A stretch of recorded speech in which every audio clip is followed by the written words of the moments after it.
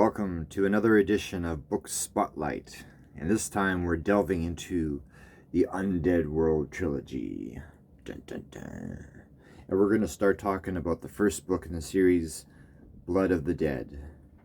And this book, to me, is very special. It's special on two levels.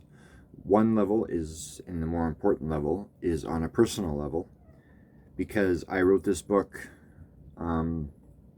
as my very first zombie book. It was my first time. I think I've written a zombie story beforehand, just like a short story, but in terms of an actual zombie novel, this is the first one. And I'll be honest, going into it, I had limited exposure to the zombie genre. I've seen Night of the Living Dead, Land of the Dead, Dawn of the Dead, the Romero stuff. And I've read some zombie stories, but that was about it. That was kind of all the influence I had. Walking Dead, there you go. That's kind of the only influence I had, and so that was sort of how the book starts, is on the basic zombie premise where the zombie apocalypse happens, and then you got your little group of survivors, and eventually they find each other, and then the story, long story short, is basically them wandering around surviving with the occasional encounter with a zombie. And that's not really my style. In terms of how I write fast-paced, action-packed fiction. All my books are like that. It's more or less non-stop action, start to finish, cover to cover, for most of my work. So I needed to make sure that there was tons of action. And I remember when I sat down to write this, the very first scene, which introduces the main character, this guy here with the bald head, Joe Billie, who's a zombie hunter. And the first scene is with him doing what he's doing, zombie hunting.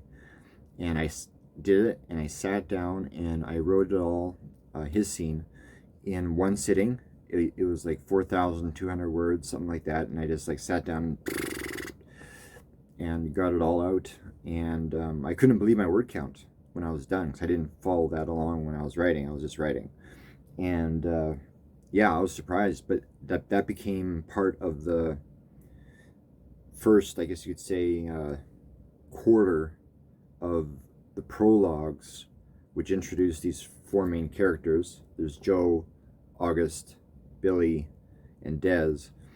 And so there's sort of these prologue sections introducing each of them individually before we get really into the story and discover how they meet up and how they go about fighting the undead and their journey. And this was an exciting book to do. It was a lot of fun.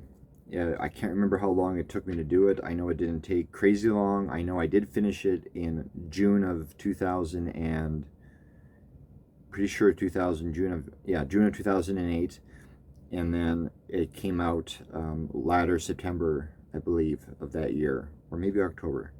Regardless, it was a short gap between finishing it and actually having the published book, and I put it up for sale. And I, got it all ready and got it out there. And immediately when I don't check it anymore, but when I check my sales reports, I had sold 6 copies, just bang, overnight. And for a small press book, that's pretty good. I remember this is before the big publishing boom, the Kindle boom, the on-demand boom, and all this stuff. This was prior to that. So, that was doing really good. So anyway, this is Blood of the Dead. I'm going to read the synopsis for you, and you could see if this is up your alley. Check this out. Okay, ready? 1 year ago, the world came to an end. First came the rain, then came the screams, then came the undead. The Haven became the only place in the city free of the walking dead, a place of community, a place to be safe. Now, things have changed. The zombies are coming to the Haven, seeking out the remaining survivors of the human race. Joe Billie prowls the Haven streets, taking them back from the undead, each kill one step closer to reclaiming a life once stolen from him. Billie Friday and Des Nottingham soon have Joe to thank for their lives. As the dead push into the haven, the trio is forced into one place where folks fear to tread, the heart of the city, a place overrun with flesh-eating zombies. They soon discover they are not the only humans there.